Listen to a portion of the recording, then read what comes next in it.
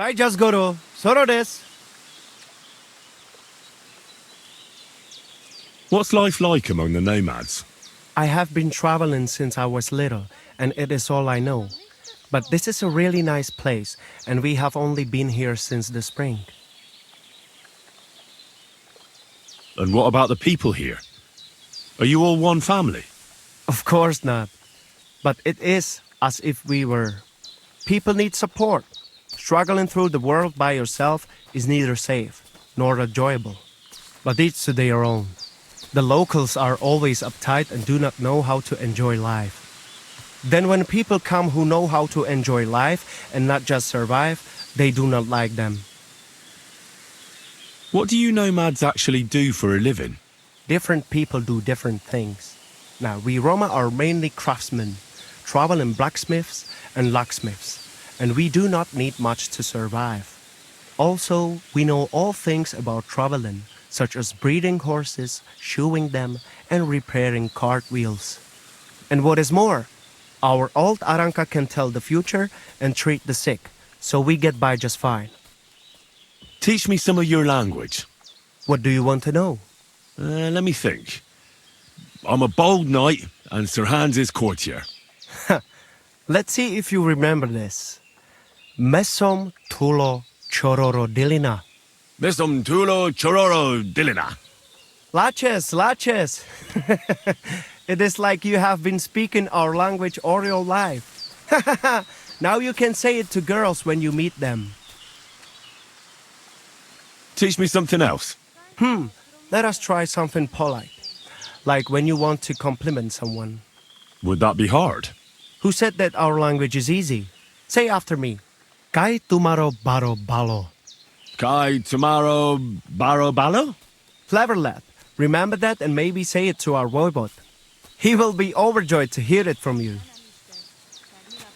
I'm looking for someone who organizes horse races here. You are in the right place. Because I am not just some ordinary horse trader, you know? I am Mikolai, and with my horse Tooth, I organize horse races in this region. As a proper lovari, I make sure it is a challenge for both riders and horses. But we are missing a proper challenger. We cannot find a single decent rider anywhere around here. Even Bibrek, the best Cuman rider, is afraid of me. Who is that Bibrek? He is a Cuman who claims he's not Cuman. But he can shoot.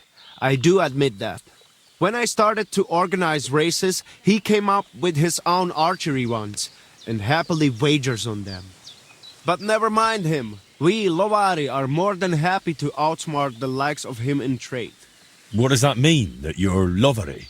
Ask our horses about that. They will tell you how a proper Lovari cares for them. Well, I can't speak with horses. At least not sober. A pity. Folks who understand them can trade them properly, maybe even sell them for a good price. They are almost as clever as people. If Tooth happened to outlive me, he could easily organize these races on his own. What about you and your horse? He's simply a partner. A friend and a helper. Rather like a dog. That is how it should be. But not everyone understands that. And Bibrek least of all. All right, but how about these races? How do they go? Every challenger must first bow to Zamur. I tell you, he was a hell of a rider. People will talk about him until Judgment Day. There is an altar in his name in the woods nearby. If you do not say a prayer there, your horse will throw you before the race even starts. I better not skip that then. I will take you there. Shall we go? Wait a moment. I'd rather speak with Bibrek first. You said he organizes archery contests? Yes, yes. But you will see yourself, it is not worth it. Hi, John, Julie.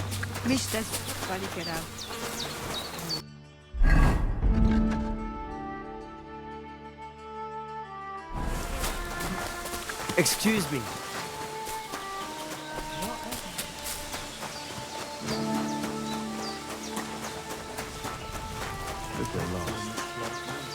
Hey lad, have you ever tried shooting from the sun? I'm looking for someone who organises riding competitions around here. I spoke with Mikolai, and he said you're in charge of something like that here. Daban horse. I am Bibrek. Henry. I'm glad to meet anyone who wants to honor the long tradition of mounted archery. Bow, crossbow, arrow, bolt, horse. A steady hand and sharp eyes. You gallop, you shoot. Targets fall and the groschen pile up. There aren't many these days who would challenge me and my mare first of 1,000. The Cubans are lazy, and Mick from the Nomads is just the same. Mikolai wasn't too thrilled about you either.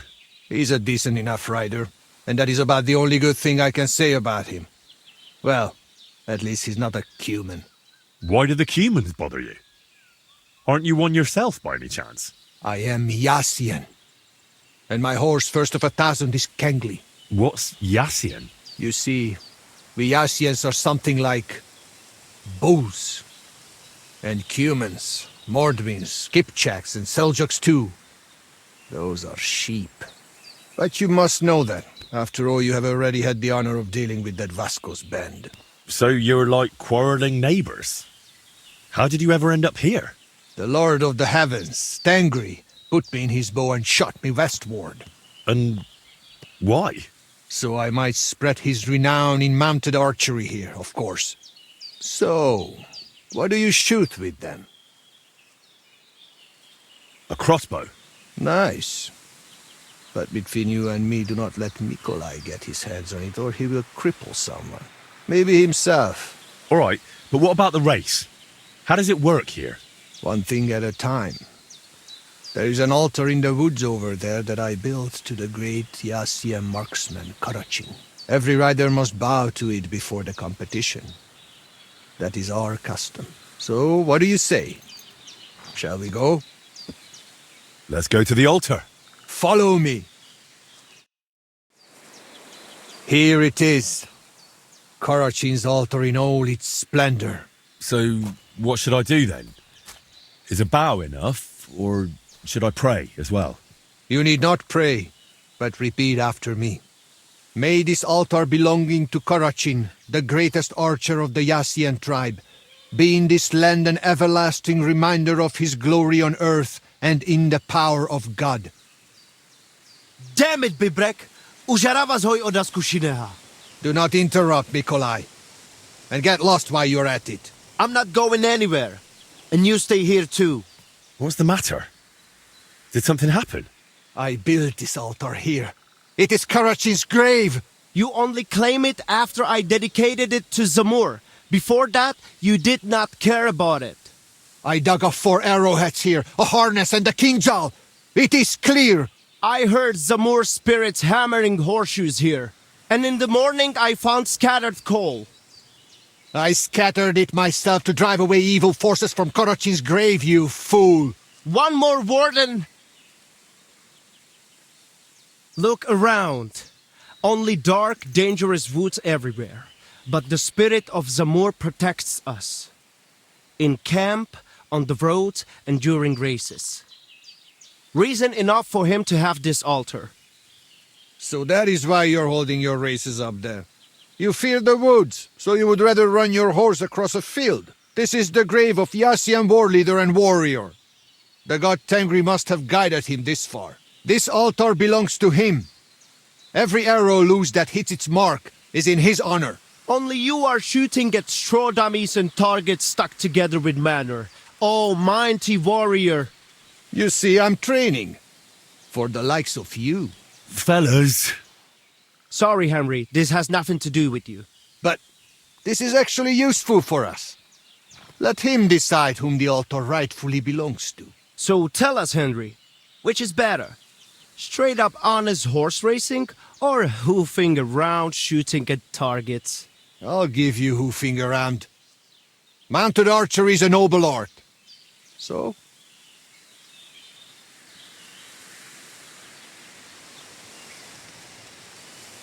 I have no way to decide. I haven't tried either one yet. Listen, I see it matters a lot to both of you, but you can't keep quarrelling forever. Ask around the camp. Everyone will tell you the altar is mine. Not a chance. Everyone knows I was the one who built this altar. But you haven't asked anyone yourselves, have you? Why bother? There is no judge here who would understand. Then I shall decide. What do you say? What do you think? He's not one of us. But since we already have you here, Henry... We'll probably not find anyone better. I saw you drinking with the Cumans, so perhaps you will truly be impartial. And who would he side with anyway? You are more Cuman than I am. Perhaps you are right. He helped reconcile Marika with our Waida. Perhaps he will help me now. He did it for the money anyway. Do not read anything into it. So, how shall we do this then? You and I shall prepare a few challenges for Henry, so he understands what is at stake. If he manages both, we shall accept his judgment. Very well. Whatever judgment he delivers about the altar afterwards, I shall accept it. Finally. Can we begin now? After that, I'll make up my mind somehow. This is a serious matter. You would not want Karachin's spirit to punish you. Zamur will remember as well. Be careful. So, which will you start with? I suppose I'll go for... Mounted archery, of course. While the horse is still fresh. Pashtu ograjcha banjola, usomeleha kerava. We are starting with the race. I said it first. First. So, where shall I begin? You've penulkayo. I'd like to have a race. We dragged you into it anyway. But first, I will tell you how things work around here. So you do not whine later that you had no idea what is what. You're right. So how do these races work then? What do I need to know? First, you should know these races are a bit different from the one you run against Tibor. But you beat him, so you will do well here too. Once a day, up above the camp, 4 fellas meet and arrange a race. We have a small spot, right next to Bebrek's circuit. Each race starts and finishes there. Then race checkpoints are set up around the area, depending on which curse is chosen. They are placed in spots the locals know. Though these local names are tough for outsiders. Places like Zeleov or Tachovitz, not to mention all those ponds. What do the checkpoints look like? There are 2 poles with flags, next to which there is a fire pit. Smoke rises from it, and someone usually stands by it. The trick is to figure out the best path from one to the next, and so on until the finish. You can ride through the forest, weave between trees and rocky slopes, or stick to firm roads and make your journey longer. It'd be an advantage to know the countryside well. Do not worry. Some local lads managed to get lost a few steps from their own birthplaces. You can decide for yourself how tough you want it to be. But take care. The best riders here know the land inside out and are not afraid to take shortcuts at the gallop. Anything else you want to know? Tell me quickly, Then whoever... how did it all end, Mikolai? First place! It was a joy to watch, I tell you. You have covered 3 laps now, so you know what it is like racing with Zamur at your side. I take your word as equal to a true Lavaris. I'm glad to hear it.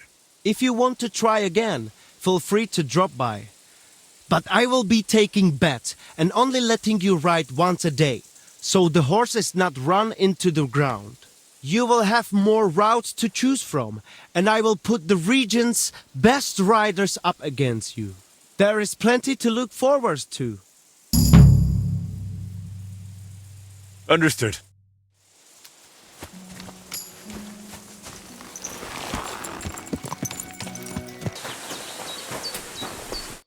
Greetings. I rode those 3 races for Mikolai. You would pass up the queen of all right. I almost took offense. But you want... Exactly. Yes. Servus, Sartukeja. All right. Do not play dumb. The third course is conquered, and if Karachin were alive, he would deem you his equal. I look at you that way too, so I shall trust your word in the altar dispute. Excellent. That's good to hear. You have enough skill now to try other courses and difficulty levels too, and make sure you place a wager next time. Drop by. I've completed the challenges. You and Mikolai promised to abide by my ruling. And we shall keep that promise. We will decide it at the altar, right before Karachin's eyes. Just you wait. All right, let's get to it. You trust me to judge fairly and end this dispute. I've conscientiously completed both of your challenges, and I must say, me and my horse had a great time. Fine, we understand, but what about the altar? Well, who does it belong to?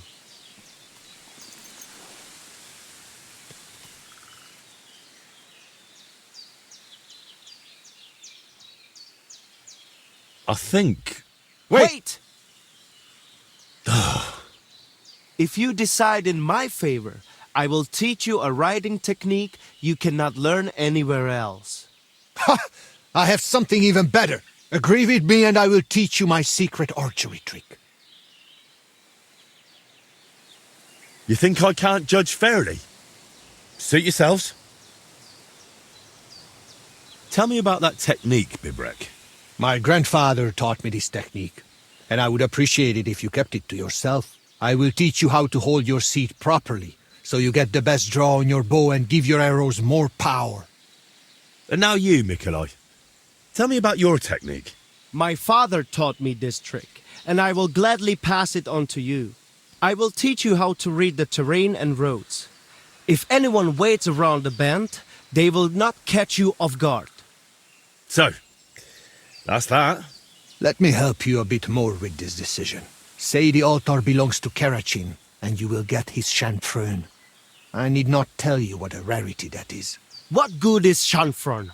The horse can hardly see the road in it. Henry, if the altar goes to Zamur, I will give you his bridle. It will make your horse fly like the wind. You two are quite a pair. But let's not spend 3 days over this. My final decision. The altar shall from this day forth and forever belong to... both of them. To Zamur and to Karachin. What? What the hell is that supposed to mean? The wisest possible decision. There was no other way, or you'd just keep on bickering forever. You know, as I looked more closely at Mikolai's fences, Bibrek's targets, and finally that altar of yours, it is like your marks on this region. Something that wasn't here before, that you brought with you. Both of you must miss your homeland, your people and your traditions. No wonder that here in a foreign land, you want to create your own piece of home, well, at least until you leave for somewhere else. The altar, the pennants in the fields, and the targets along the roads will remain here for some time, even after you're gone. But look at yourselves. A fella might think you're like brothers, or two cockerels on one dung pile. Brothers? For your information, Zamur had only one son, and that is me. I knew it. I knew Zamur was not some famed horseman. Oh yes, he was. But he also happened to be my father, so there. If my grandfather Karachin heard you, he would laugh himself off his horse. Though it would be for the first and last time. I knew Karachin had to be some relation of yours. So, there you have it, Henry. Still insist on that decision? I kind of suspected there was something more personal to it. My decision stands. The altar should belong to both of you, your horses, and your contests. Is it really such a terrible compromise? It is not. But since you act like you know both of us so well... Then you surely know our horses too. I got mine from my father as a shivering foal. And I got mine from my grandfather. He recognized a good horse even when his sight was failing. So, tell us their names.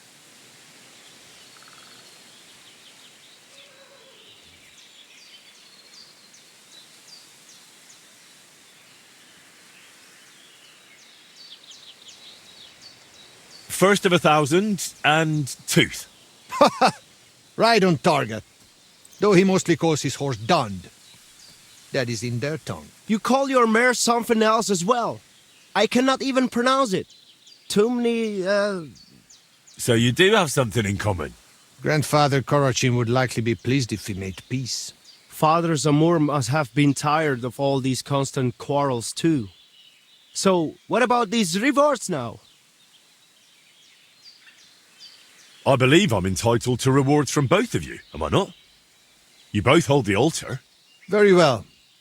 As a proper Yas, I keep my word. And I too, as a proper Lavari. That should do it. Do you need anything else? We need to decorate the altar a bit more.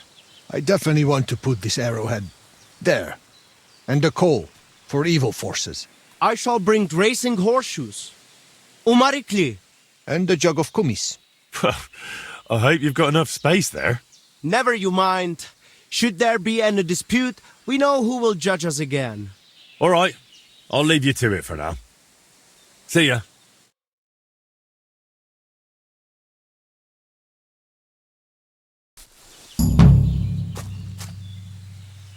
Such a gajo, and he still outsmarted us, did he not? Indeed. I never thought he would recall the names. First of 1,000, really is a lovely name. Hey, listen. If you ever need help with those races, just say the word. Thanks. If you ever need baskets or straw for targets, feel free to drop by our place.